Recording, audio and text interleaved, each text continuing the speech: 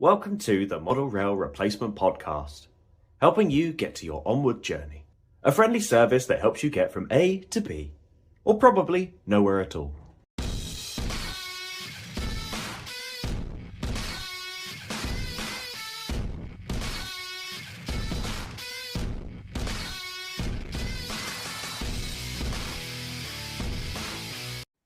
Well, here it is, the penultimate episode of the Model Rail Replacement Podcast, Season 4. Thank God for that. It's been a long 6 months. Hi, I'm your host, James, and with me is co-host and producer, Sam. Good evening, everyone. Hello, Sam. Are you as worn out as I am? In short, James, yes. It does feel like it's been a very long season. It does indeed. But there we are. We're almost there. We can have a few weeks off. In fact, we've already recorded next week's episode. So after this, we can have, 7 weeks, 8 weeks off? I think it's something like that. Yeah, my goodness. We'll come back all refreshed, and the Curious Scale will have 900 announcements that they've announced over the summer. And Hornby as well. They've got some coming as well, haven't they? And obviously, I think Bachmann will have something at some point, or do they not do it till September? Have we got the right window for them? I think we'll be okay for Bachmann. We're okay for Bachmann. And then whoever else, Daypol, the most unpredictable company in the world. you never know when something's coming from Daypol. They just drop the bomb whenever they like it. Well, no, it is on topic, but I looked at when the expected date for the Daypol 14XXs were, and it's Q4 2026. Last I looked. That sounds about right. I thought that was about. I don't think that one slipped. I guess because some of the other manufacturers, I think Bachmann are probably the ones who they announce something and it almost instantly is available. And that's not necessarily the same with other manufacturers. I was just shocked that it was 2026 and the end of 2026. So I was a little bit thrown by that, but it's not a bad thing. As long as the actual model is good, then that's all that matters. It'll be worth the wait. And it gives you time to save up on that. Because, I mean, I've gone through and calculated all my pre-listings, pre-orders and that.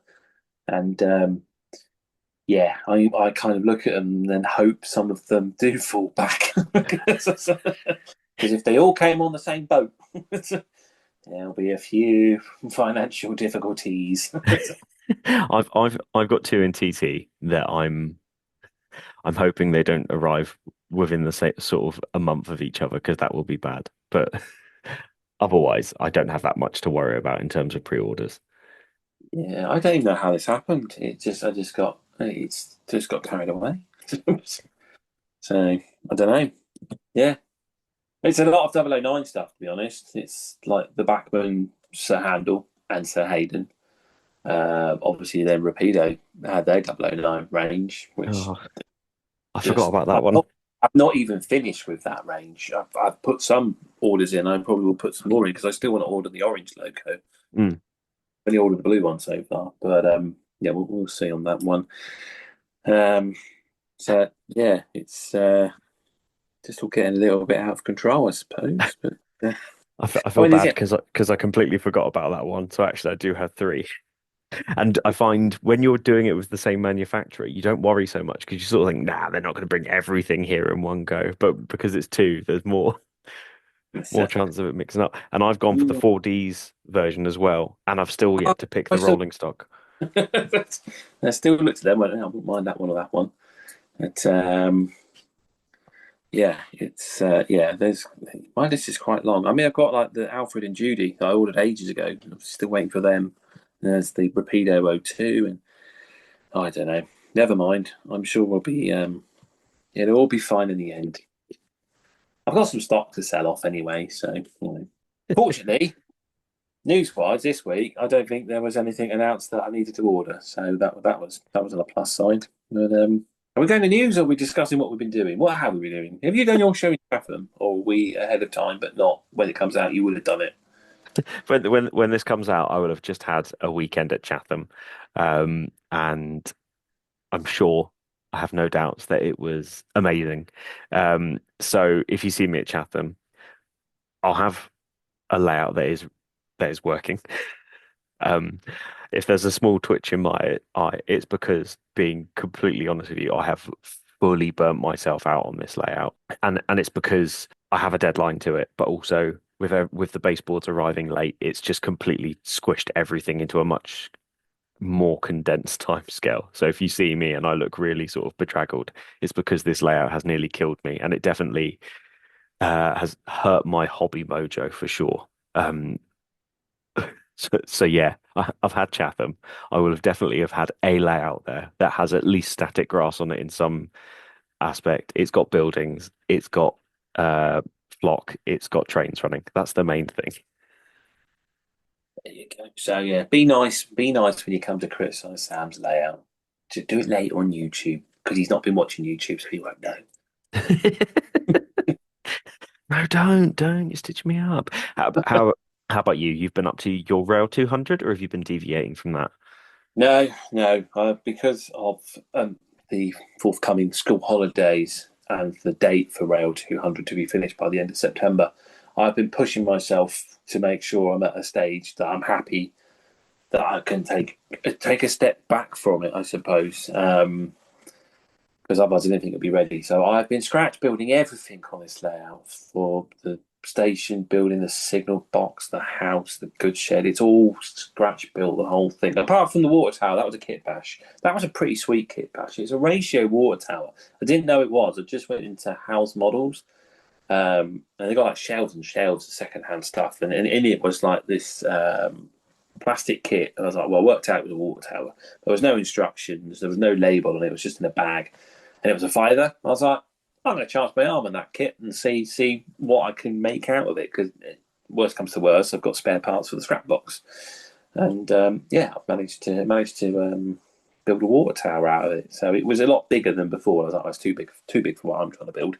So cut it all down in size, and but yeah. So yeah, I've been working on that. But the buildings they require a few little details like some downpipes and lighting, but otherwise the buildings are done. So I'm ready to move on to the scenics, which hopefully won't take as long. And I've got the figures to paint as well. I've got some lovely Model U figures to go on there at some point. So I'm looking forward to painting them. But yeah, it has felt a bit of a burnout this week trying to work on it because I just want to do my 009. I just got this real urge to just work on the 009, but I've just been pushing myself to do the Rail 200. But I probably do need to take a break from it because if I push myself too far, it'll just start getting half-assed sort of attempts on it, and that'll, as a competition piece, you've got to put your full mojo into it, haven't you? We'll see on that one. But yeah, that's what I've been up to. Sounds good. I can't wait to see it. And I guess for me, I know, but by the time that you're listening to this, I will have stepped back from the exhibition layout, and maybe there'll be some things that I realise over the weekend definitely need working on. And whilst it will be ready, it won't be finished. And I guess you've got that joy of as long as you've done 90% of your Rail 200, then you can go and work on the 009. And I've really wanted to work on the TT and get the track finished. Those of you listening at home know that I'm very much I need to get the track finished, then I can start doing other parts on it. And I think maybe that's what James and I need over the 6 weeks, and especially where we don't have to worry about recording for those 6 weeks. That makes it even easier. You agree? This is true, yes. I mean, this is eating into my modelling time right now. Right now, I could be working out how to light up my signal box, but here we are having a chat. And we're having a really thrilling chat this week as well. So, yeah, in fact, I think this week's subject is probably quite right for how we're feeling with our modelling at the moment. It's probably a good place for our heads to be in to discuss it because we're calling it sleeper spacing and other ways to waste your time. We'll talk about it in a minute. Shall we go to the news? yes, let's. What have we got? Right. Well, it was as of the time of recording, there was a little email snuck out yesterday from Rails of Sheffield. I believe it was them. Sonic Models have announced the North British Railways D34 Glen class, which is a 440. This looks great, and as I say, I'm sure many a Scottish modeler will be pleased with it, especially those that like the pre-grouping Scottish stuff. There's a lot of pre-grouping Scottish announced at the moment, so it must be very popular. Obviously, with Rail's return of their it's the 812 class off the top of my head, and then we've obviously got the Caledonian single wheeler coming from Rapido, and now we've got this. We've had the Jones Goods. I think Hornby have got a few others that have made in the past that you could probably get hold of and use. So, fantastic news, I suppose, for them. Going to be coming out in various liveries. We've got North British Olive Brown. There's LNER lined grass green. 2 names, I think. Glen Nevis and Glen Luss. There's LNER lined black. BR lined black. BR lined black with a lake crest. North British dark olive green as the locomotive is currently preserved. And then 2 of them will be coming together in a special Glen Twin Pack, which is a BBC film special set. Prices are, they vary depending on the locomotive. They've got this lovely snowplow on the front as well, which I think is a lovely little feature on it. Anywhere from £179.95, the twin pack at £369.95. They'll be, I believe, exclusively through Rails of Sheffield. But yeah, I think it looks great. I'm not massively familiar on Scottish locomotives, but it looks very smart, and I'm sure it'll be a very welcome addition to the Scottish collector. I do really like that snowplow. It has a reminiscence of the sort of the American style snowplow cow catchers that you see on some of the locomotives. So it's quite interesting. Looking at it, you just instantly want to just model a snow scene, don't you? If you're going to own that locomotive, you just feel like it's got to be set in the snow. So I don't know. Maybe we'll see more winter-based layouts. Who knows? Maybe not. Other announcements then. Curioscale, they are to be returning their... See, this is the problem now. I've done it the wrong order because I had the Curioscale email open first. It's their Mark II Bs and Cs coaches, which will be making a return. Now, at the moment, the only ones currently announced is an exclusive pair of the RTC. These are not the same as the ones they previously produced as a limited edition. They are the same coaches technically, but they are later in life. So they have slight amendments to their numbering and lettering, etc. So they're not identical. So they've been announced first, and then from the way the wording of the email goes, it does suggest that there will be new liveries from variations of Run 1 to come. So we'll wait on the Curioscale to see what else they announce there. Although I don't think we're going to do news next week, so whatever gets announced, we'll tell you in September, which will be far too late by then, I'm sure. But I'll tell you one more thing that we've forgot to mention. Or we haven't forgot because we've remembered whilst we're still in the news, but we almost forgot, and he would be very happy about if we didn't mention it, as we did promise we would after he asked us to. Our good friend Tom at Buggles Kelly Station. He had an announcement, didn't he? He's got a new figure. This is Bob Symes. I'm sure I pronounced that wrong. Bob Symes. You would remember him, maybe, depending on your age. Bob was a very avid railway modeller and presenter, and he used to present programs on the BBC like Model World. I remember watching videos of him being younger. I think he was even on a tape that came with a Hornby train set, and it was Bob talking to someone about their model railway. And I remember I was about 4 years old and remember listening to that tape. So yeah, I think he's a great figure. He's really got the likeness on, and I'm definitely going to be getting one for my own layout. That is for sure. So if you want one, they do come painted or unpainted. Up to you. Just visit Buggles Kelly Station, and that is the news for this week. all right, let's go talk about sleeper spacing. Yes, let's.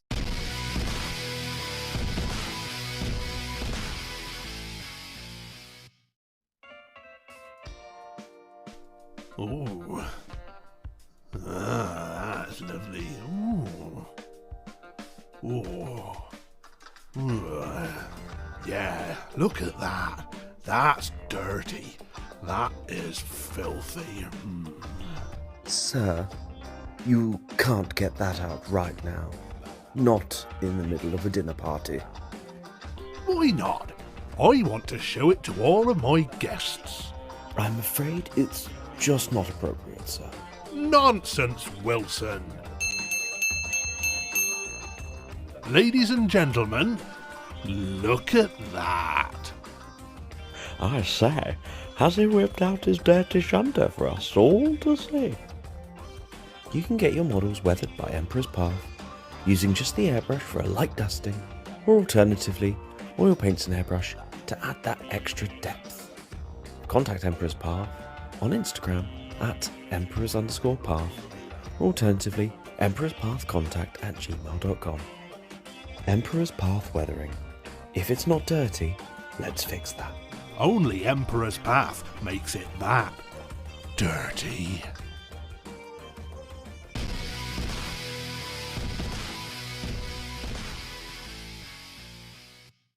Well, here we are then. It's one last topic discussion for the season. And I thought this week we would discuss sleeper spacing and other ways to waste your time. Because let's face it, when it comes to this hobby, some of us really do go to the extreme of trying to get realistic detail. And the question is it worth it? So, do you do sleeper spacing, Sam? I mean, I suppose we should cover it first for anyone who's not sure what we're referring to. This is the fact that OO gauge track is the incorrect width. So it's actually produced more of a HO standard, which means that the sleepers are a lot closer together than they would be if they were the width of OO gauge track with the sleeper spacing there.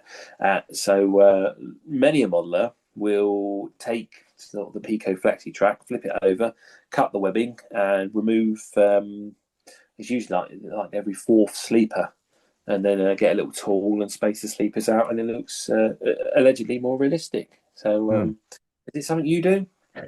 So I did it on Port Creek, and I used to have a section of where I had Port Creek, and then next to it I had what was eventually going to be sort of like a mini station section. And with Port Creek, because I didn't know when I started building it whether it was actually going to have a layout to go with it or whether it was just going to be a scenic board. I thought I'm gonna do the sleeper spacing on it, and I thought, oh, that looks all right. And then when I put the other part of the layout next to it, I then went, what was the point?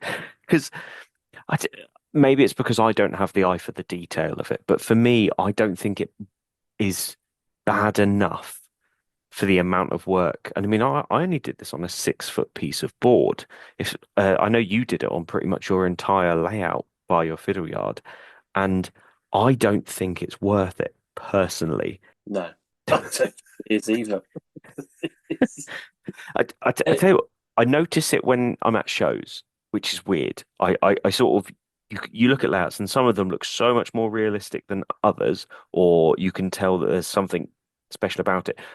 And it's not until after the fact that I realise, oh, it's the sleeper spacing or it's the fine scale track that's being used and things like that. And that's the only time when it really sort of pops into my head that it's a thing. It's an odd one because I saw Everard Junction do it, which I probably where a lot of people probably saw it done and have gone and done it on themselves. I think Richard at New Junction, I think he was of the similar thought. He saw Richard at Everard do it, and so he decided on his New Junction to do it, if I recall. And he did it on 4 main lines. I mean, maybe he got a secret team in and he switched the camera off and he just got everyone to help him out on something like that. Because how he didn't go insane doing that, I don't know. It does look better, I think, but does it look better enough that I really care? And I don't think I do, because I've done it and I was like, it does look better, but to be honest, I don't think I'm that bothered anymore. It's like, but the amount of time it took to lay the track, because you're constantly going backwards and forwards with the tool, trying to get the sleepers, because you'll move a couple and then guaranteed you'll get to the other end, and then a few down the other end it moves, because you're using Copydex as well, because the Copydex is drying and it turns into a rubber. It then starts to pull the sleepers out of place. So you'll get everything all nice and lined up, and then the Copydex dries, and it then pulls everything out of place, and you have to go back and go over it again. Yeah, so you end up going back and realigning what you've already realigned. And I as you say, mine goes around Barleyford we are Rotherham, and it's only a 2-track main line, and that took a couple of weeks, I reckon, to lay that. And when you just want to lay track and get trains running, especially when you watch some people like, yeah, they build the baseboard and then the next episode they got all the track down. And you're watching it going, yeah, that's because you didn't space your sleepers, did you? You just laid your track and there you go, happy as Larry running your trains. And do you care that your sleepers are too close together? Probably not. The other problem is curves, laying curves as well becomes a lot more difficult, I find, because you haven't got the webbing to guide the sleepers and guide the rail, and it's a lot more of a tougher job to get that right. And I know on one corner my layout is not quite right because I had some wagons that didn't like going round them, round one of the corners in a certain direction. It go in one direction, we wouldn't do the other, bizarrely. So yeah, it's a funny one. We've started strong here. I think when you see it on a layout, someone else's layout, you appreciate it. But when you've put the time and effort in to do it yourself, I don't think it feels worth it. And I think that's, like you say, the amount of time it takes to do it. And I agree. I only did it on 2 straight lines. There's no weirdness in Port Creek in terms of the actual track. I don't have to worry about points or anything like that. Or it is literally 2 pieces of track that go all the way along the board. And even that was murder. Like, it was a real struggle to do the sleeper spacing. And part of it is actually bullhead track as it goes on the actual bridge. And the bullhead track is spaced already. But even that, because of how the webbing is on the bullhead track, there's like a few imperfections on how the sleepers went when I glued them down. And I'm like, oh, that could have been better. I could have done that a little bit better, sort of thing. But even then, it's still, when you've already got the pre-done sleeper spacing on the bullhead, the Code 75 stuff by Pico, and then you put the Code 75 concrete sleepers, which haven't got the spacing on them, you can see the difference, and it's not good. Yes, this is exactly what I was going to say. The bullhead track is probably the reason that I did sleeper spacing in the first place, because the track I've used on this layout is what was salvaged from the previous layout, which was going to be my Marylebone style terminus. And I built the entire DMU depot with bullhead track as sort of the style of Marylebone would have been at the time. So, like you say, you get the bullhead track, which I think looks fantastic, even though it's not the right width. And there's very many purists out there, obviously, will point out it's still narrow gauge track, and it looks. And some people say it looks even weirder with the sleeper spaced out on it. I think it looks really good.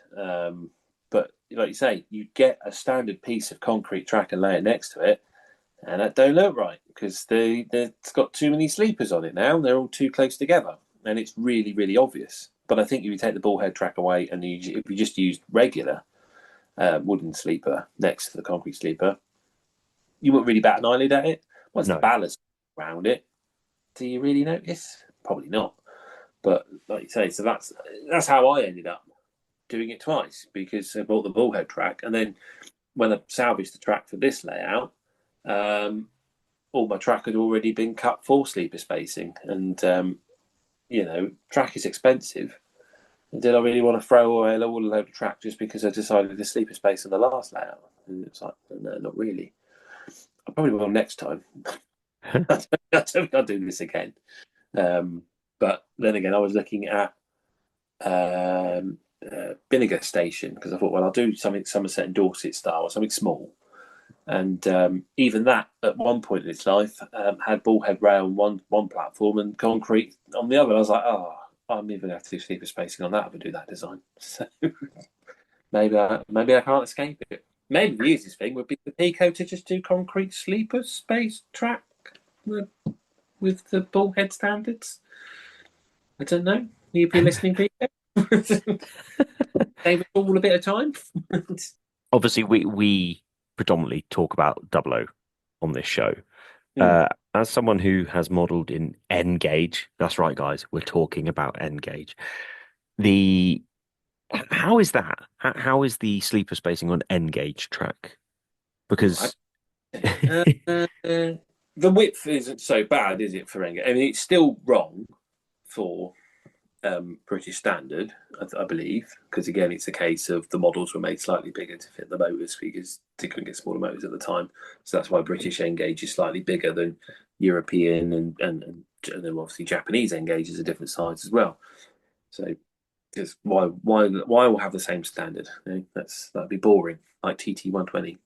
So yeah, I don't know. I think I have seen like fine scale, you know, the 2 mm fine scale layouts which have the correct sleeper spacing, and it probably is just that little bit more noticeable of the sleeper spacing on that track. That track does look a little bit more realistic than your standard just Pico Flexi track laid down. But I don't know. I don't know if it would be because I've never. I mean, I'd say obviously you throw me under the bus here by going you model to Engage, but most of that's been for Lenny.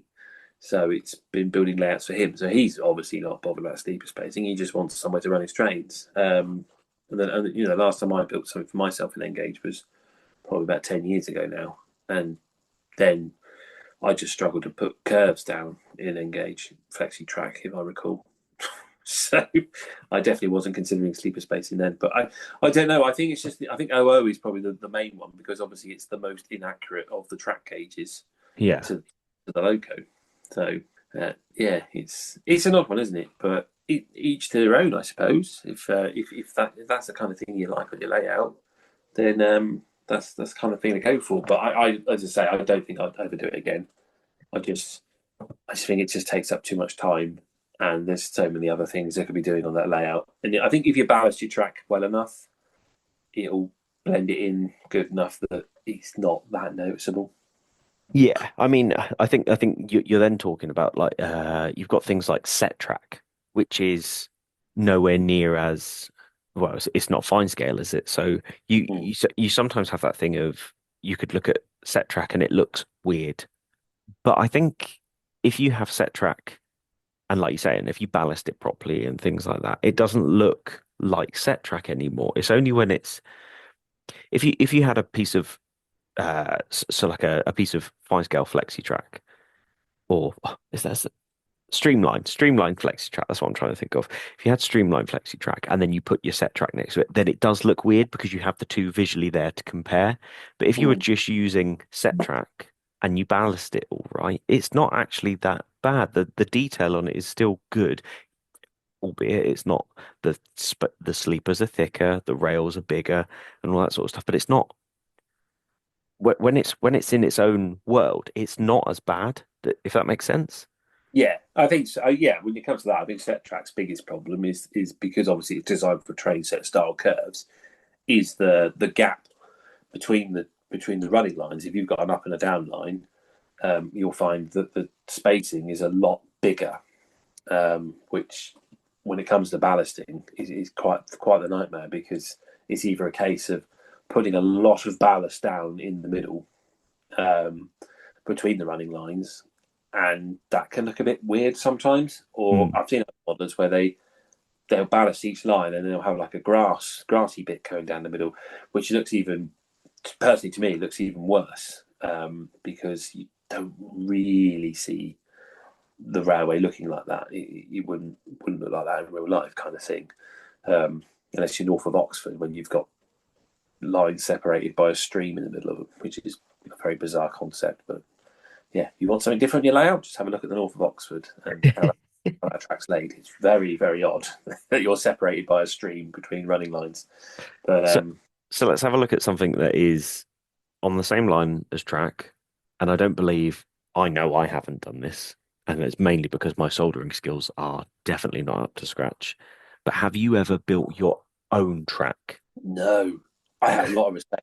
I have a lot of respect for people that do. That looks like dark magic to me, especially points. I don't think I have the attention span for that. It looks good, doesn't it? When someone's built their own track, especially handmade points, because Pico points are designed, and not just Pico, other companies as well. Their points are designed for the purpose of switching the trains and to fit within a train set standard or a model railway standard. They're not really prototypical points, because if you try to build your points prototypical as they were out in the real world, you'll find that some of them are absolutely massive. You can really get some massive points in the real world. So, but when it comes to sort of, like you say, the fine scale builders that build their own points, they do look more like a real set of points. And yeah, no, I've never had a go at that. Someone wants to build that track for me, then that's fine. The only reason I asked is because it's something that is, once again, I am a person who, my main goal is to get my track laid as quickly as possible so I can run trains. And to me, like you, I think I would lose interest if I was building my own track, unless I already had a layout and I was building an extension where I was going to build my own track for it. That's the only way I can think of it being reasonable in my mind for me to do it. Yeah, it's again, I think it comes down to personal taste, doesn't it? Because my friend at work, his dad is the editor of Model Rail Journal, and he is working on a layout of Henley on Thames, and he tells me all the level of detail he does. Like he's pulled buses apart just to get the correct windscreen wipers on them, and he said he will hand build his track, and he's measured the buildings up to each exact detail, and it just sounds mad, absolutely mad. But when you look at those sort of layouts, they're stunning. They're always the ones that you see at an exhibition and you'll spend absolute hours just staring over at it, absorbing all the detail, the hard work, because you can tell from its look that the time has gone into it. And it's no disrespect to other people's layouts. If you got your layout to an exhibition stand when it's been invited, you've already done a very good job. And I'm not trying to knock you, but as I say, there are those layouts that get that extra mile of detail in there that you've really got to appreciate how much time people put into it. And I suppose if you enjoy that, that's your bag, and that's kind of cool. But it's sometimes I slip into that bandwagon. I suppose sometimes it's like this Rail 200 project that I'm doing. I've scratch built all the buildings. I know one of them at least I could have ordered online as a 3D print, but I just don't feel the satisfaction in that. Sorry, Tom. It wasn't a Tom building. It was a London Brighton goods shed lockup.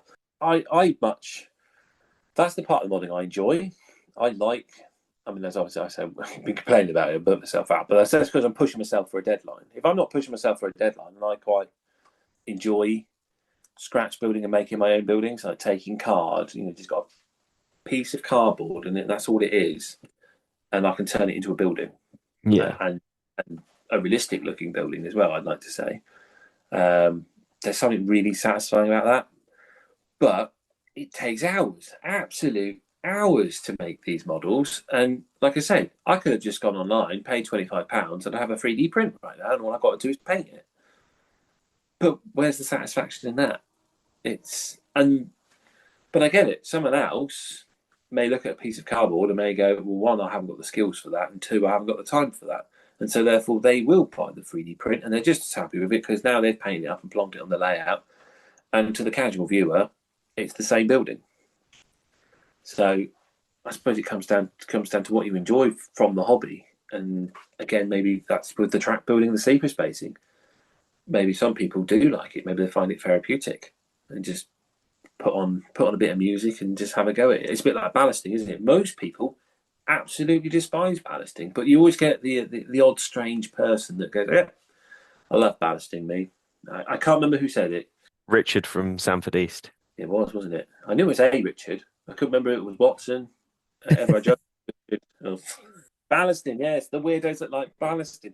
But maybe it was Richard. But yeah, it was a case of just put some headphones on, listen to some music, and just ballast. And they love ballasting. I don't know. We're all a strange bunch, really, in this hobby. I mean, that's what the rest of the world views us as, anyway. I find with ballasting, what usually happens, and it's probably one of the reasons I get annoyed very quickly with it, is I look at the track and I go, right, okay, is everything sorted? Is everything good to go? Have I prepared it as I should do? And there's usually at least one bit where I have forgotten about it, and it's only when I'm in the middle of it I go, nuts. And I should have. One of the common ones that I always do is I forget that the dropper wire holes, I should probably plug them. So like put a little bit of blue tack or something like that underneath to sort of plug the hole up. Because when you then put Great. That's what I use. what did you use? Decorator's cork. Oh, nice. There you go. I'll Yeah. remember that. All your gaps in it, because I mean that's essentially what you use in your walls when you've got your cracks in your walls. You know, the corners. Get your decorator's cork, and you just run it down and run your finger over it, fill it in. And I was like, well, I'll just use decorator's cork on my layout, and yeah, it works a treat. Or little things like I've not put a sleeper in a place and there's a big gap, and we obviously talked about how sometimes when you ballast a track nicely, it hides some of the imperfections. But I find that if you ballast and you forgot to put a sleeper underneath it, that actually shows up massively. It's one of those things where it's sort of like a catch-22, where if you don't do this, then it really shows up, and it's one of those things. I think that's why me as a person, I sometimes disgust ballasting, because I go, I've got so much to make sure I've done before I start it. But when you ballast, I find that really changes the look of your layout as well. And I think that's sometimes why we're speaking very generally about everyone here. I sometimes think we as a hobby group, we sort of rush that because the layout changes massively when you ballast. And like I'm looking at my layout behind me that's not got the ballast on there, and I know the second I ballast it, it will really change how the layout looks, and I can't wait for that. But you also need to make sure that you've got all of the things in place, and that's including little bits that you need to put trackside that if you put the ballast in, it will suddenly become difficult to put on, and little things like that. Yeah, I'm of the school of thought, and I can't remember who said to do it this way, but to leave your ballast till the very last. To do all your other scenics first, add all the other bits, and I did that on must have been what was the last one I ballasted? Probably Lenny's narrow gauge layout. I Yeah. did it. That's a while ago now, but yeah, I did it on that one. I left the ballasting till last, and it was so much easier doing it that way. No, I tell a lie. I know what it was on. It's on his Rail 200. We left the ballasting till last, so I told him, look, do all your other scenics first, and then put the ballast on. And it was so much easier to work around the grass and get the ballast up to the grass line rather than trying to put the grass on afterwards and get it all over the ballast, and there's all the fibres stuck in there and that. And everything else, like you say, everything else was put down. The signal was already in place. The platforms are already in place. So it's not like trying to guess where stuff's going to go. That's my way forward from now on. Ballasting last.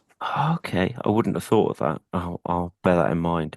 But do you get what I mean, though? Like it does change the look of a layout ballasting, and I think that's why sometimes we do rush it, and we do end up doing that as the first sort of, because it feels like you've accomplished so much more when you ballast, right? But yeah, you generally it'll be the ballast will go down, and then the base coats of paint will go on for the scenery afterwards, and then all of a sudden those bare baseboards kind of look like a very barren landscape, but the world all of a sudden has started to emerge out of it. It can be it is quite satisfying, isn't it? Especially if you don't like ballasting, because you know that job's done. So let's talk about something else that might be quite dull. And I think on previous layouts I've hated it more, not so much on the TT layout and when I originally built the fiddle yard for Port Creek. Point motors. I think that is one of those jobs that you go insane doing. And it's because you think you've done it, and then you get 10 steps ahead, and then it actually turns out that 9 steps back you forgot to actually do one thing, and it completely ruins it. And then I feel like it's one of those jobs where you end up sort of to and fro so much on it that it ends up killing your mojo that you have with your hobby when you're doing it. Yeah, it's if wiring ain't your thing, then it is a very tedious task. Trying to do your point motors and get it all set up. Yeah, it's not something I enjoy, and I know that because I did one end of the fiddle yard on this layout, and then that's probably what killed this layout. Was it just took forever to do that end, and I just never bothered with the other end, and then the layout just got left, and I just moved on to other projects. That was you had problems with your Cobalt motors as well, and that took up more time because actually you needed to take apart your Cobalt motors, if I remember correctly, and that was a mission Yeah, in itself. I'm glad you told me that because I forgot about that. Yeah, I've got to oil them all because they'd all dried up, even though they weren't supposed to have. Yeah. But that was yes. Now I remember. I'm glad you said that. That'll stick See, in my mind now for when I come around to use them. And go, oh yeah, they need maintaining first before I start putting them back on the layout. see, I But do watch your videos and I do remember things. that's a long time ago. Just yeah, I just need. I'm just saying. I don't know why I don't just stick to the 009. I don't really bother with anything else. I just sort of get carried away and go, oh, I like that engine, and then a couple of weeks later I change my mind. But I never change my mind with the 009. So anyway, we're getting distracted. But yeah, that kind of thing. Some people, again, like the electronic side of it, can make wonderful panels with interlocking and things like that. It's just press a button, it's set a route, and you can't then run a train over that route unless it's got the signal and it's working like an actual railway. And again, it's like a dark art. I was like, I'd love to have something like that. How do you do that? I mean, I just about managed to work out how to do route setting by following a Pico electronics guide and wiring up that way. But even then, half the point motors didn't fire properly because I hadn't got enough juice with the capacitor discharge unit. I think even now that's probably why I still gave up on it because I bought the most powerful one I could find, and it still could only throw over about 3 of the 6 points. And apparently that's due to the distance of the discharge unit to where the points motors are. So the further away it is, the more power it loses, and I was like, that's probably why it's not working properly. But yeah, again, I can't be bothered with this. But then obviously, I got those new PM1 point motors I was going to replace them with as well. And again, like you say, it's a tedious job, and I just couldn't find the interest to do it. But other people love doing that sort of thing, don't they? No. I think my dad's more like that. My dad's more of he prefers the electronic side of railway modelling to the actual scenic side of modelling. And that's kind of where our team ups have got a bit of a problem. We live just a little bit too far away because otherwise he could come round here and do mine, and I could go over to his and sort his out. I can do his scenics, and he can do my wiring. There we are. That's where we are. Although we did discuss at one point of doing modular baseboards, so he could bring modular baseboards over for me to work on, and vice versa. So you never know. So there we are. So yeah, that's another one. What about interior detail and buildings? Do you feel that's worth having a go at? Like, the one that springs to mind to me is the pub on Pendon. I don't know if you've ever had the privilege of seeing Pendon, but they will. When you need to go, it's wonderful. But the tour guides there will point out the pub, and they will get you to just crouch down and you look through the door of the pub. And if you look through the door of the pub, there's 3 pints sat on the bar. It looks incredible. Would you go to that level of detail of modelling, or would you just model the door shut and who cares what's inside? No one's looking in. I think it depends on the building. Like, so part of me would say that it's the cameo thing, isn't it? I don't think I would model lighting inside a building, or I've not had a model where I've needed to model the lighting on a building. But I like the idea of so I've got a block of flats that's on the exhibition layout that eventually I want to populate with people. I've spent so much of my life where you get heckled at by people standing on the sort of the balconies of a block of flats. That I feel like you kind of need to do that, but it's little bits like that I can sort of understand. But interior detail on them, I think, is something that I wish I had the patience for. There used to be, and this does have there is a real story to back this up. In my, I don't know if anyone actually had this back in the day, but my old Games Workshop in Portsmouth, you used to have it where they would always have sort of a couple of tables in the store, so that you could do some learning games, and they always had one table that they went above and beyond on, and the owner of the store had effectively modelled, so it's on Commercial Road, Arundel Street in Portsmouth City Centre, and the table they'd done, they made it like a city fight table, but they modelled Arundel Street as if it was set in the 41st millennium and it had been absolutely bombed out and all that sort of stuff. But one thing that I loved about it and the detail, and I always wanted to do this kind of level of detail, but I don't have the patience for it. They'd actually modelled their shop with the painting table, with the tables they had in it. And I thought it was an incredible level of modelling that people had done. And I wish I had the patience for it. Sadly, it's not something I've done yet. That doesn't mean I won't, but so far, I mean, I built Port Creek, which has no buildings on it whatsoever.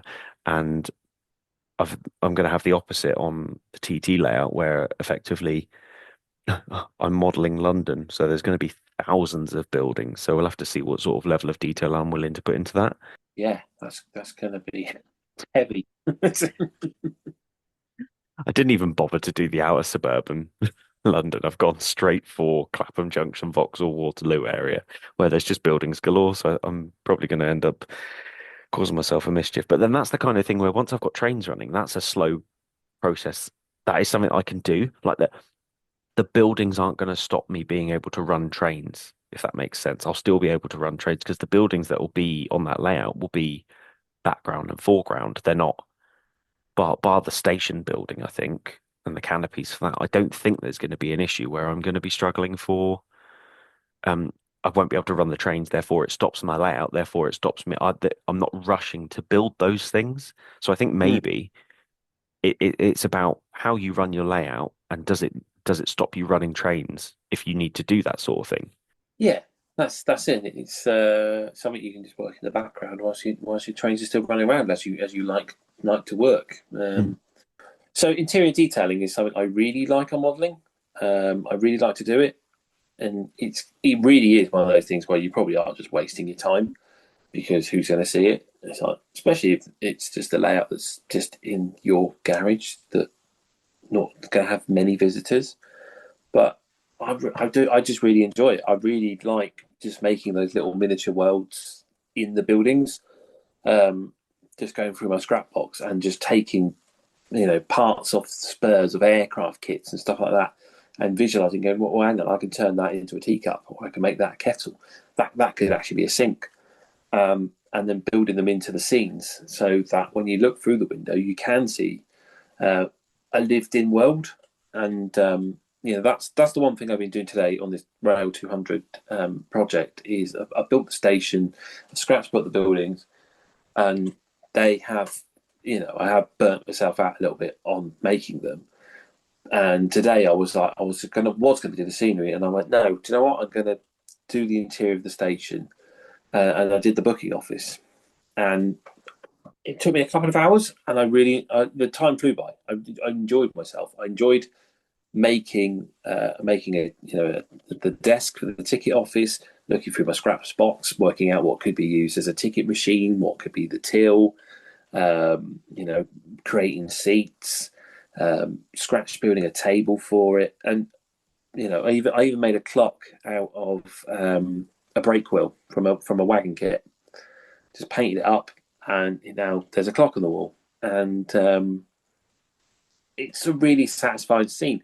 And the most annoying thing about it is that the way the layout's positioned is that you can't really see into the station building because it's you're looking at the back of it rather than the front of it.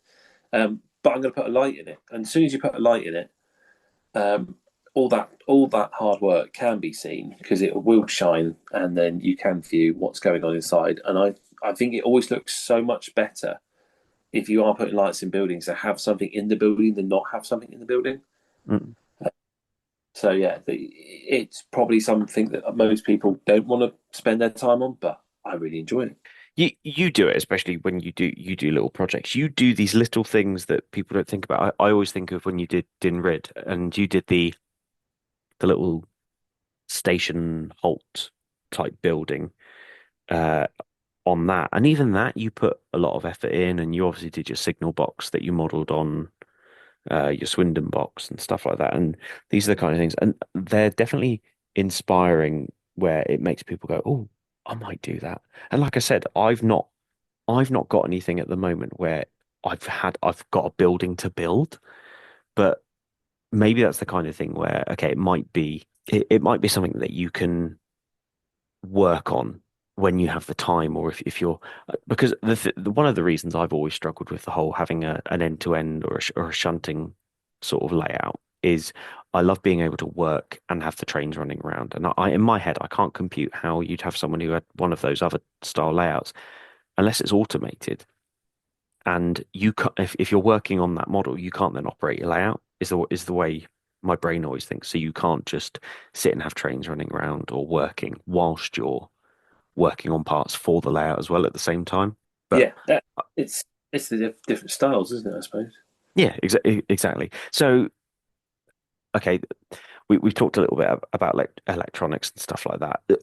One that comes to my mind, and it probably hits very, very hard to you, is, and I know they're very vital for a railway, but some people, I guess, just don't see the need in them. And there's layers to this.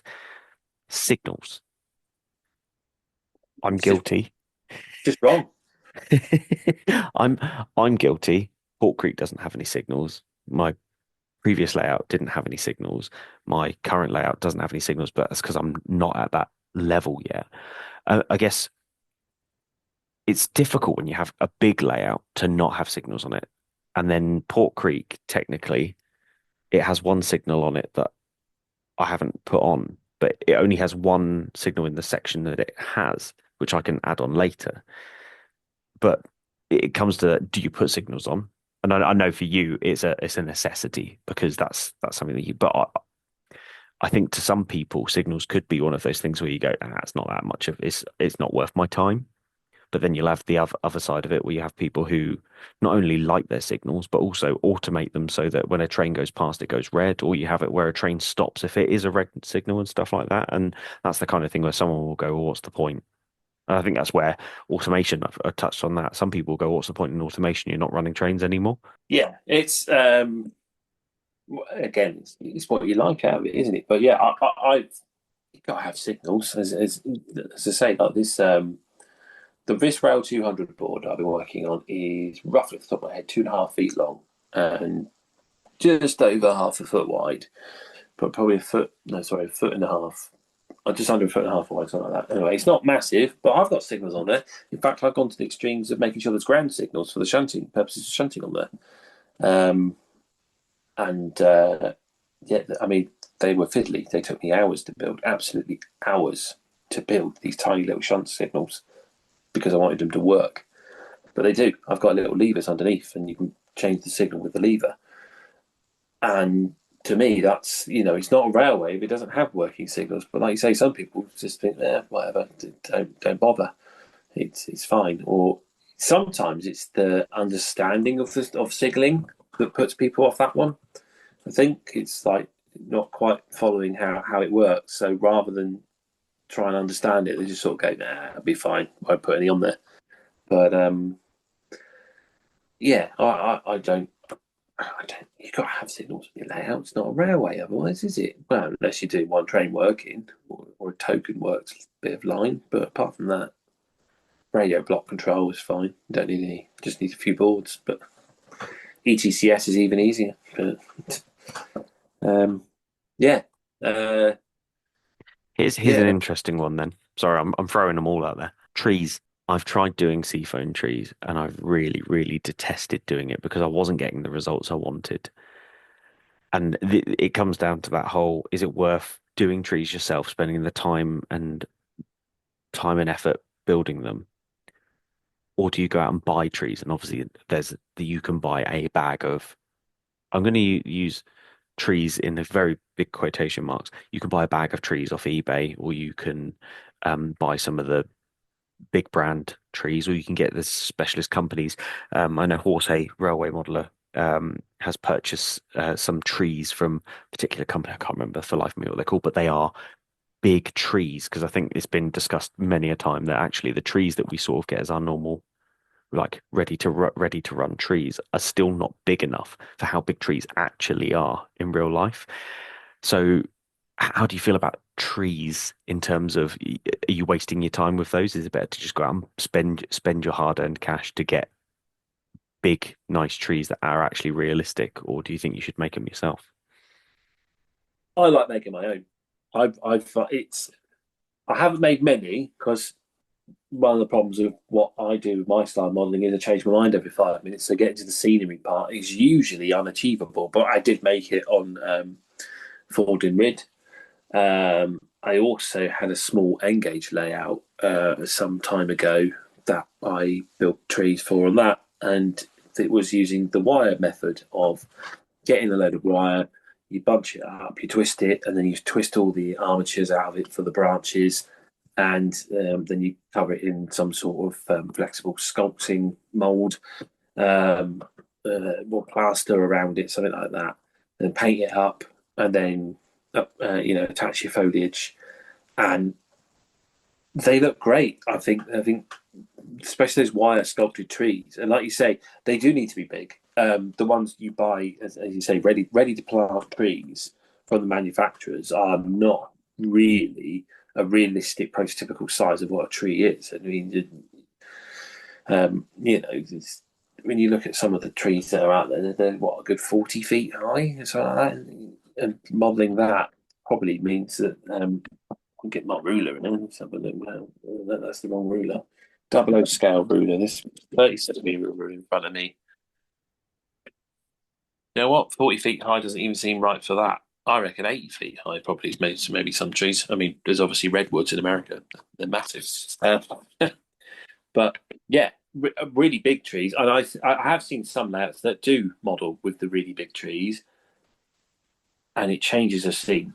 It's kind of, the argument is the composition and getting the balance right. And if your tree's too big, it'll dominate the scene. It'll make it look too small. But I think a realistic, right-sized looking tree looks so much better, and it's so much more realistic, and it gives a better scale to an engine as well. And it's something stuck in my mind is there's a photo of, I think it's off the Corris Railway, where it runs along the road, and there's some, and then through an avenue of trees in the photo, and you really do forget how small the locomotives are in comparison to the trees by the fact that you've got this loco in the photo, and the tops of the trees aren't even in the photo. And that's how high they should be. Yet, if we went and got some ready to plant trees, you could probably fit all that in. You could recreate that scene, and you'd be able to easily see over the tops of those trees. So yeah, I'm definitely for making your own tree, or at least buying from one of the specialist companies that you see at the model shows. Having a go with some of their trees. If you want the ready plant stuff from the manufacturers, that's fine if that's what you want. But that's where I'd go. I'd either buy from the specialist companies or have a go at making my own. What about you? I'm probably more in the I would rather spend the money to get good looking trees that are the right size than try and make it myself. Only because I've tried making trees and I made an absolute pig's ear of it. Yet looking across the loft at Port Creek, I'm looking at the trees that are on there, and whilst they look fine, the second you go, wait a minute, how big is that train in relation to those trees? Oh my God, the train's not actually that far off being above the top of the tree, where if you looked at that in the real life situation, the tree would be double the height at least of the loco.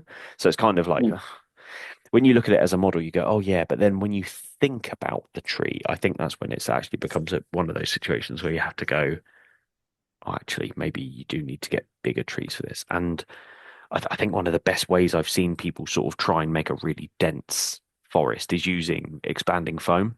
And there was a really good Great Western layout at the Portsmouth show in November, where they had sort of trees all on the outskirts. You could see they were sort of handmade trees or ready to plant trees, depending on however. But what they've done to create the illusion of the sort of the canopy of the trees, and how it was just this massive expanse of trees that you couldn't even see through.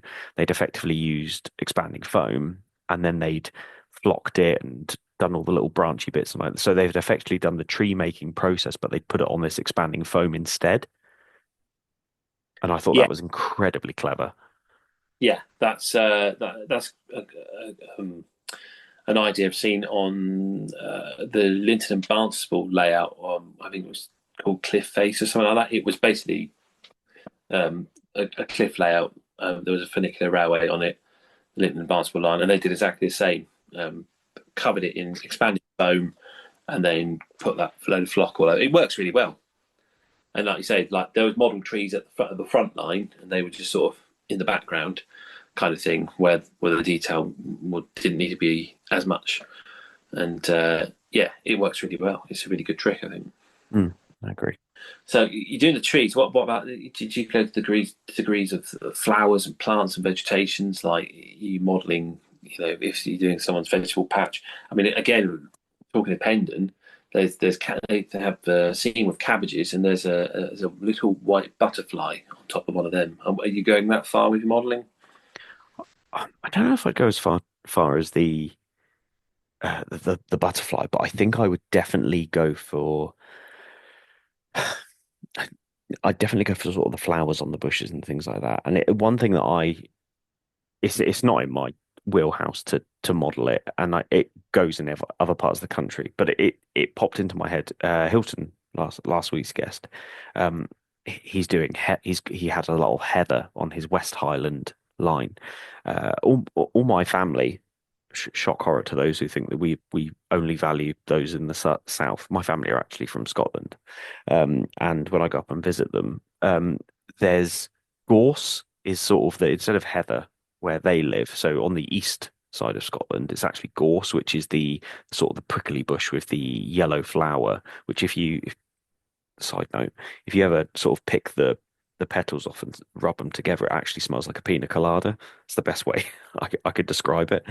And I've always thought, oh yeah, that because it's such a striking color against the green. And I think it's why the heather on Hilton's layout works well, is because you've got that purple amongst all the green, and the same thing of having the yellow amongst the green is something that it contrasts well with it, but it's something that adds a little bit of touch to it that's different from everything else around there. Yeah. So yeah, I think modeling the flowers on bushes and bits and bobs like that, I think is a really, really lovely touch. I think it's really important as well when it comes to. It's difficult because there's so many things I'd love to model in sort of like an enclosed space, but then I wouldn't have anywhere to put it. And I'd love to model someone's allotment. I think it'll be a really nice area because you can effectively model it where you've got a row of this and a row of that, and you could try out all these different techniques and do all these different colors, and you can have it where you've got a patch of cabbages, and then you have flowers like a wildflower bush that's got like poppies and stuff like that growing in it as well. There's so many bits you can do. I think the closest I've come is trying to look at a field or an open patch of land and how different all the different bits of grass are. And that's whether there's a path that has been trodden down over the years, and then you'll have a bit that's overgrown and a bit that's cut short, and all these different things. And I think sometimes it's really easy to just do a field and it's all one height and there's no sort of differentiation. And I think something I've not really seen modeled is how many times you might walk through a field and you'll have knee-high grass there, but actually the path that goes through it is almost trodden down sort of thing, and you don't really see that. So I guess that would be something that would be lovely to model. And I think that is the level of modeling that really does change a layout, and I think that is worth it. Yeah, definitely. It's all in the detail, isn't it? That's what it comes down to. And so, yeah, it can probably sometimes feel like you're wasting your time, but I think the satisfaction at the end of the job can make it all worthwhile. Yeah, I agree.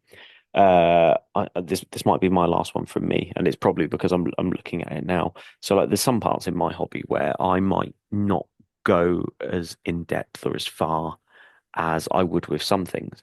But one thing I did really try and go to town on is when I was creating the depth of water via painting it without actually having to put sort of levels in it. And under the bridge, I went through a lot of time and repainting and sort of going, and it's one of those moments where I was going over bits I'd already done over and over again. And it was where there's the sort of the pontoons where that hold the bridge up. You have certain sections of it where if you went and looked at it in real life, you'd see all the sand at the bottom of it. So it sort of goes up gradually. And then there'd be other parts where there's nothing and you could see the depth in it. And I tried my hardest to create depth via painting, which I look back at it now and how long I spent doing that. And I felt, oh my God, I'm losing my absolute mind. But then I look at it now and I go, that was worth the hours and hours painting that, because it's something that I see regularly, and even though the resin isn't in that board yet, and one day it will be, but I know from far away, I can look at it and I go, wow, it really feels like that is really deep water in certain parts. And you can see the different depth and textures that you get from doing those little things of blending from the deeper parts are a lot darker. Whether you use blue, I used blacks and greys and browns to create it because I didn't want it to be this sort of really clear thing. But it's blending the colors together. And once again, I'm going back to Hilton. The back scene that his sister had painted took months and absolute months. But do you know what? The final product of that is incredible. And some people might say, "Oh, you're wasting your time. You should have put just got a back scene and be done with it." But like Hilton said, you don't necessarily always want it to be blue skies and sunshine. On the exhibition layout, I took a lot of time painting a really cloudy, dark, dingy grey sky because I felt that that would complement the idea behind it being that it's all meant to be dark and dingy on the layout because it's a weathering layout. So everything is going to be grimy, everything is going to be disgusting. So me putting a big sunshine sky doesn't really fit that theme on it. So I took the extra time to do a much darker, sort of cloudy, gloomy sky in the background on it. Yeah, that makes sense. Yeah, it's again, it all comes to that effort. It's worth it in the end, isn't it? And it's what makes your model unique, I suppose. The more time that you put into it and that detail makes it just that little bit more special. Well, I mean, you're a painter. You've done plenty of bits where you have painted something in a particular way in hopes of getting a particular effect, and it might have taken you a long time to do it. I mean, you went to so many different depths on Fordin Rid. I mean, the bridge alone, you did two very different bridges, and I remember watching the video of you doing the viaduct style bridge and how much effort you put into doing that bridge and how the painting effects that you were doing with it. Like, it's that sort of thing of, did you feel like you wasted your time doing it, or did you feel like actually all of the steps that you took painting those parts was completely worth it? It's hard to remember what I did.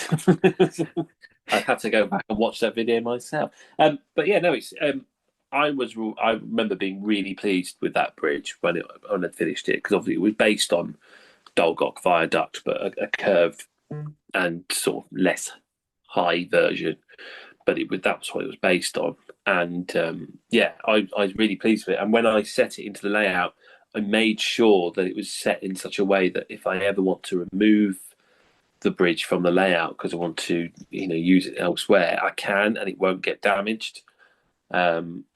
But yeah, like you say, I remember that took me ages, and I remember I was building it. I think I was off work, so it went very well.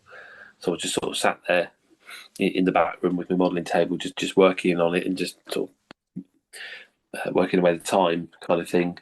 And yeah, the satisfaction of finishing it off, it was great when it came to it. Good. So yeah, I suppose there's a conclusion there. It really is that, maybe you are wasting your time, but if you are satisfied and it gives you pleasure, then that's the hobby and that's the whole point of it. And so therefore, if you want to do it, do it. I think as long as you're happy with it, it's not wasting your time. I will go back to the original, the one that opened all of this though. Sleeper spacing is not worth your time. Get someone else to do it. Pay someone else to do it for you, and then sleeper spacing will be worth it. That's my final conclusion. Just write to Pico. If you all write to Pico and just bombard them and demand that they produce correctly spaced sleeper track in concrete, this will all be over. That's all I can say there. Everything else, let's carry on. Right then, let's take a break.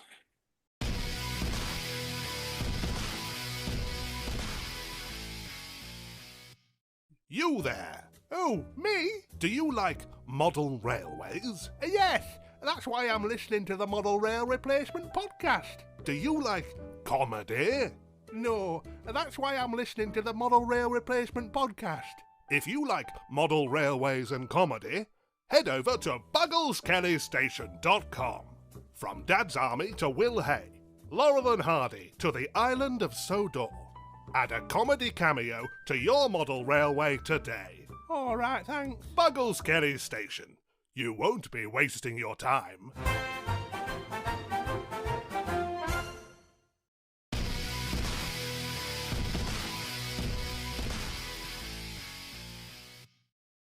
Well, there we are, then, Sam. So we've decided modelling railways, it is just a waste of time, but it's all great fun. So, carry on as you were, Right then, call attention corner that we disbanded last week. The box was apparently knocked down.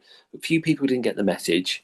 In fairness, one of them actually sent a message an hour after we finished recording, so we were a bit premature in closing that box. So I've just got a couple that called attention. Of course, after this, no more calling attention. We're not doing it next season, all right? That's the end of that. Ewan Chelly has written to say that he's really enjoying the podcast. He's 23 years old and has recently started his own business in the world of model railways. He's been learning the ropes with Dan Everson, and he's decided to take the plunge into his own career and business. So right now he's offering services such as locomotive renaming and renumbering, as well as layout commissions. He's also beginning work on Thomas the Tank Engine inspired layouts and dioramas based on the original books and TV series, a project he's especially excited about. You can find him on Facebook as Foxglove Valley Railway, Instagram Foxglove Railway, and YouTube the Foxglove V Railway. That's Foxglove Valley Railway. Sorry, get that one right. So he also says he's a huge fan of warships, as in the boats, not the Western locomotive. So don't be surprised if you see some naval projects coming into the mix too. So there we are. That's Ewan called attention there for Foxglove Valley Railway, and we also have David Frendo, who's coming in all the way from Australia. In Sydney, Australia. In fact, he just wants to call attention to his layout, which is set in the 1960s. It's the Tyneside village of Benton. It's a COVID project layout that started life in 2021. It was part of the Hatchett's Build Your Own Model Railway series from the local news agents. I don't remember those magazines. Everyone went out and bought all the Mark 1s for 99p, and then no one bothered after that. I do remember them. Except Dave, apparently. So over time, he says it's evolved and changed, and he's always looking for new ideas and inspiration from MERP and other social media. So always welcome suggestions for those more learned than himself in the art of model railways. He says you can find him as Benton_village_model_railway on Instagram. So there we go. Exhibition diary then. We're not doing the exhibition diary next week, so if August isn't too big, I'll try and squeeze it in, but we'll look at the end of July, and we have, starting with the 26th of July, Barnstaple Model Railway Club 2025 exhibition at Christchurch Bear Street, Barnstaple, Devon. The Tipfield Thunderbolt Lark Rail 2025 at New Oriel Hall in Brookleys Buildings in Bath, Somerset. Bridport and District Model Railway Clubs having a summer show. This is the Sir John Colfax School in Ridgeway, Birdport, Dorset. Bridport. I'm saying Birdport. I've got dyslexic. I just move the letters round. That's how my brain works. Letchworth Model Railway Society Model Railway Exhibition, the Priory School at Bedford Road, Hitchin in Hertfordshire. There's also the Twickenham and District Model Railway Club opening day. This is at Kurzweil Hall at Wills Crescent in Hounslow, Middlesex. The Heart of England Narrow Gauge Modelers is having their monthly meeting, the usual spot at the Rugby Scout Hut at Hill Morton in Rugby. All weekend, the South Coast Model Railway Club is having an annual model railway exhibition, the Arnwood School, Gore Road, New Milton, Hampshire. St John's St John's Charity Exhibition. Apologies, that I've never seen that word before. It's Enthusiasts. Apologies, I see what you've done there. St John's School at Wheatley Avenue, Trent Vale, Stoke-on-Trent in Staffordshire. North Tyneside Steam Railway Association is having a model railway weekend. The Stevenson Steam Railway Middle Engine Lane at West Churton, Tyne and Weir. I believe someone had called attention to us on that one to shout that one out. So there you go, we've done it for you.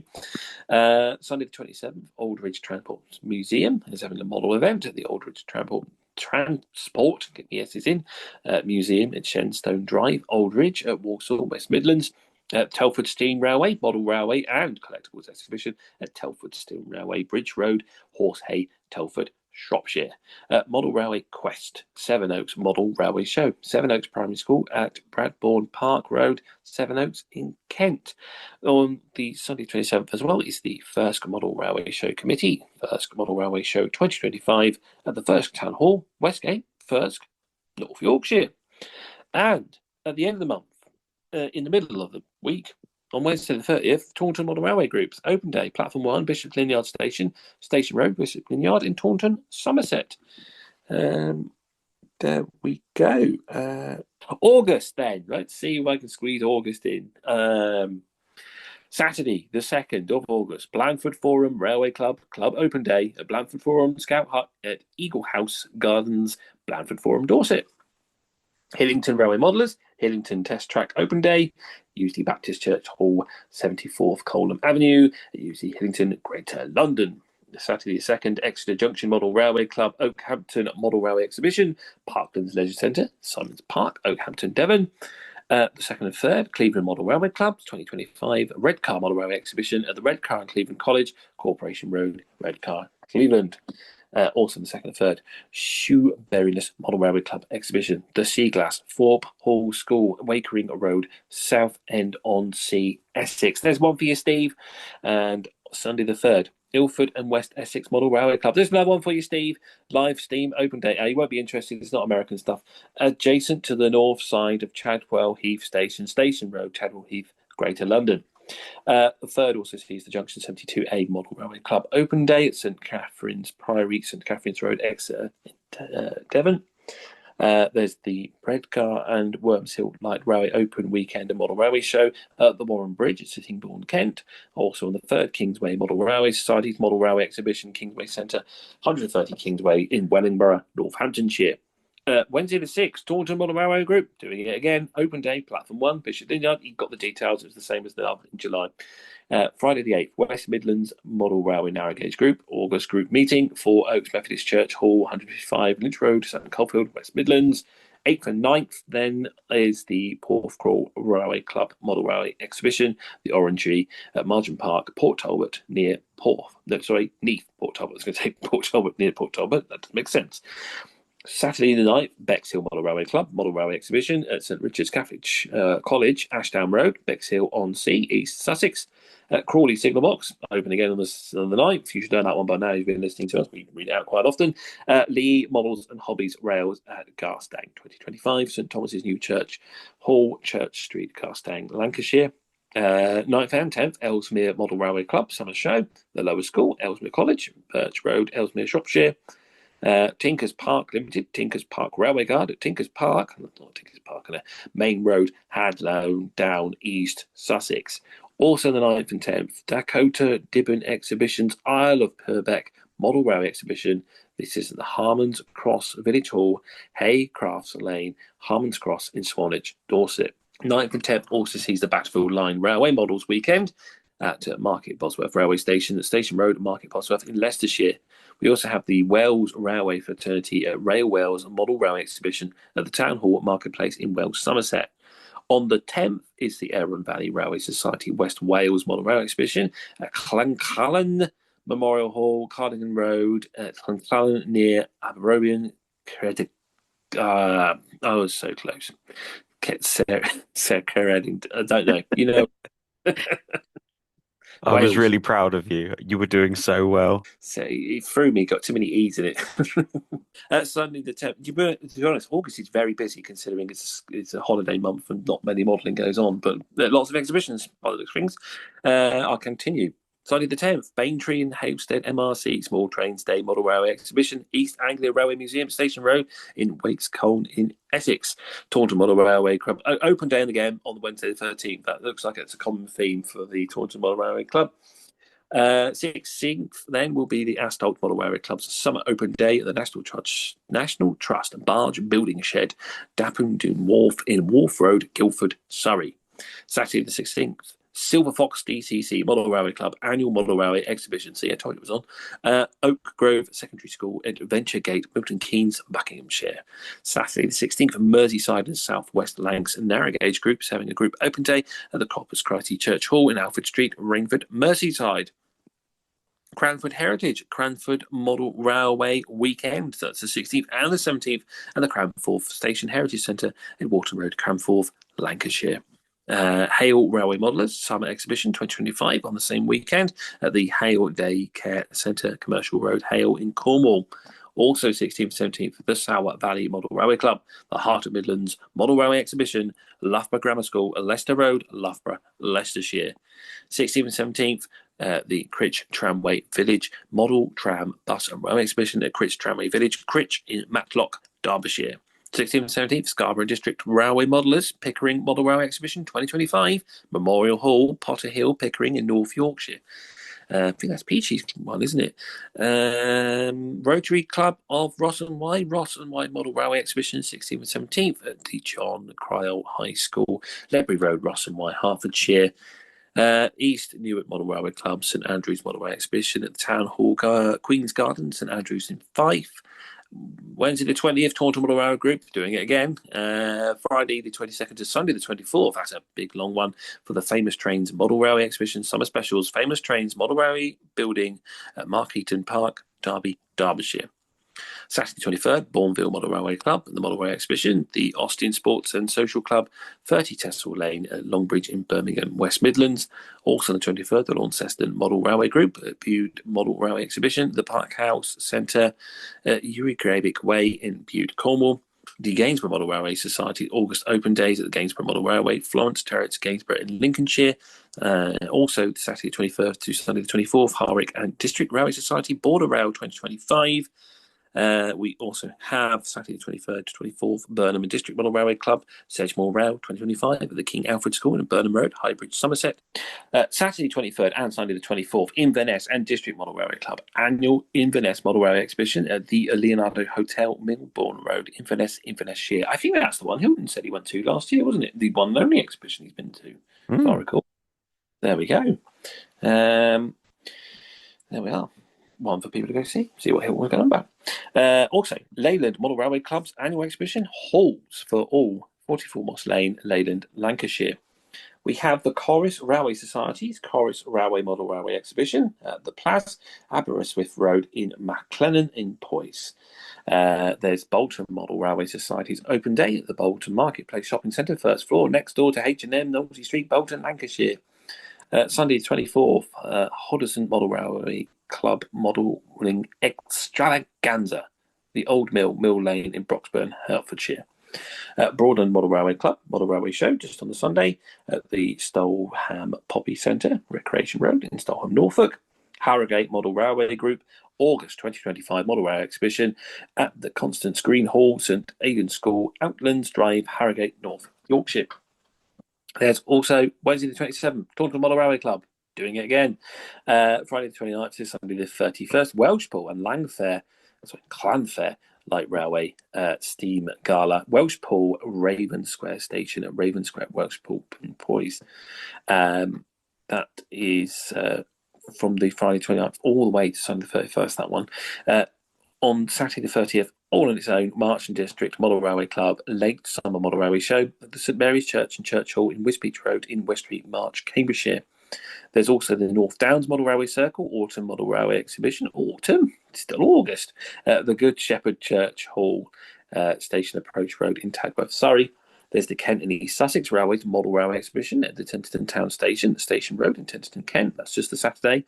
Both days, Saturday and Sunday. Aylesbury Model Railway Club, Live Steam Model Railway Exhibition, the Old Station Building at Ellsworth Road, Osprey, Shropshire. Then for that weekend as well is the Junction 72A Model Railway Club, Reaney Model Railway Exhibition at the Reaney Parish Hall in Exeter Road, Roon, Exeter, Devon. And finally, Saturday the 30th, Sunday the 31st, the EM Gay Society's Expo EM Summer 2025 at Kelthorpe High School, Standbridge Lane, Sandal, Wakefield, West Yorkshire. That is all for your summer holidays. Lots to see, lots to do, lots of sort of railway exhibition. That Welshpool one sounds quite fun. I have to check how I can make it. So there we go.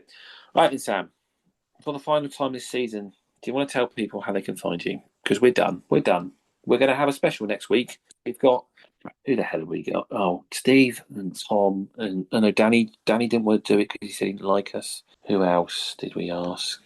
George Williamson, he made his excuses. I don't know if you're actually being serious or if you can't remember. Originally, I couldn't remember. Now I really am trying to play. Hello, Tom and Steve are on there. Tom, Steve, Neil from Little Layouts, me Neil! and you. Sorry, Neil. You hear that, Neil? When you decide to start bullying me, remember I'm the one who remembered you, okay? I could see his face in my mind's eye. I knew there was another one, but I'll just, there we go. Yes, that's what we'll be doing next week. We've got them on.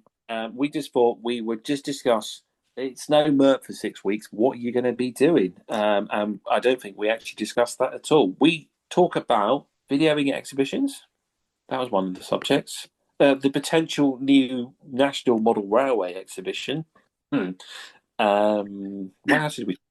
We talked about if we were doing anything train related during the summer holidays. We talked about. We did actually talk about quite a lot.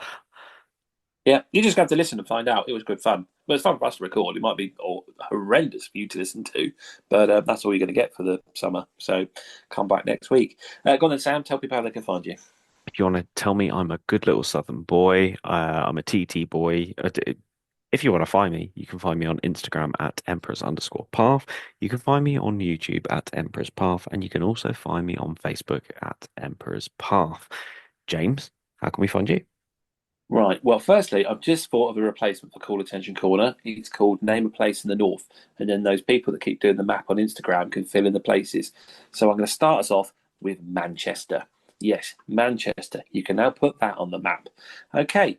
If you want to find me, it's Western Signalman, and that's on YouTube, Instagram. But don't forget that the Model Rail Replacement Podcast is on YouTube. It's on Instagram. It's on Facebook. And it's available via email just to contact us, not to listen to. It's Model Rail RP. That's Romeo Papa. Not Model Rail RP Romeo Papa. That might be why we're not been getting emails. If you've been putting that in, I'm just doing the phonetics.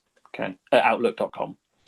That's all for, well, I won't say this season, penultimate for this season. That's all from us. Thank you very much for listening. We'll be back for season 5, maybe, unless we decide that we've had enough, or there's lots of new podcasts popping up that we might just not need bother to come back. Who knows? But until then, all I can say is, hopefully, we've been entertaining, informative, and they've replaced your model railway, if only just for a little bit. I've been James, and with me, it's been Sam. Thanks for listening. This service terminates here. Please ensure you take all of your personal belongings with you.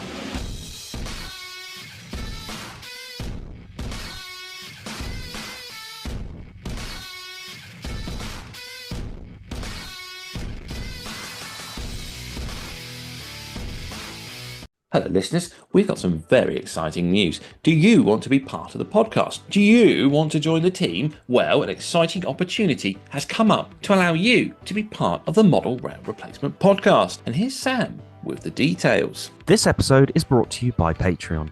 A huge thank you to our Patreons for their support. If you'd like to help support the show, you can head over to Patreon and search Model Rail Replacement Podcast, where you can show your support and be part of the team. Hurry, there's unlimited places.